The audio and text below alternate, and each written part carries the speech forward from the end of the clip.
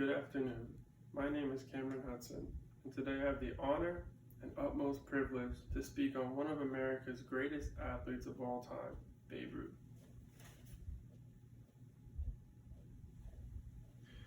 The only real game, I think, in this world is baseball. This was a famous quote given by Babe Ruth, showing his undeniable love and deep passion for the sport he became famous for playing for 21 years professionally. Babe Ruth was not only one of the greatest Yankee and baseball players of all time, he was one of the greatest athletes of all time. In my speech today, I'm going to be discussing three main points. Who is Babe Ruth, Babe Ruth's life and career, and the legacy that Babe Ruth left behind for future generation ball players. On to my first topic. Who is Babe Ruth? Born to George Herman Ruth Sr. and Catherine Schamberger, George Herman Ruth Jr. was born February 6, 1895 in Baltimore, Maryland. Babe Ruth had a very rough upbringing. His parents worked endless hours, which led to little to no supervision. At a young age, Babe Ruth took up drinking, chewing tobacco, was often caught skipping class, and also committed theft robbery. According to BabeRuth.com, in an attempt to straighten Ruth's life out, his parents sent him to St. Mary's School full of boys, where eventually he would find his one true love and passion, the game of baseball. Babe Ruth began his baseball career in the minor leagues. For his renounced play and amazing hitting performances, he was eventually sold to a professional MLB team, the Boston Red Sox. In his time in Boston, he was known as the best pitcher in baseball, and also played first base and right field on the side days that he wasn't pitching.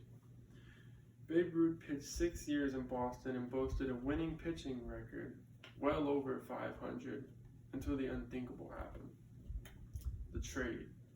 Babe Ruth was sold to rival New York Yankees for a staggering $125,000 due to the Boston Red Sox manager in a financial crisis. Babe Ruth would spend 15 years in the pinstripes out in New York, where he ultimately became known as the greatest baseball player to ever play the game. On to my third point, the legacy of Babe Ruth. Now, many knew Babe Ruth for his on-field accolades, but many people don't know the Babe Ruth off the field. Babe Ruth was at times called a womanizer, very flirtatious with other women, despite being a married man. He was often spotted at local bars and pubs, even when he was on the road with his team. A lot of people would say he seemingly would drink so much, but never appeared drunk.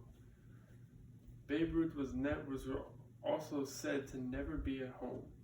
Everyone said he always seemed to be out, and they could never get to him or reach him because he would always be drinking or out late at night.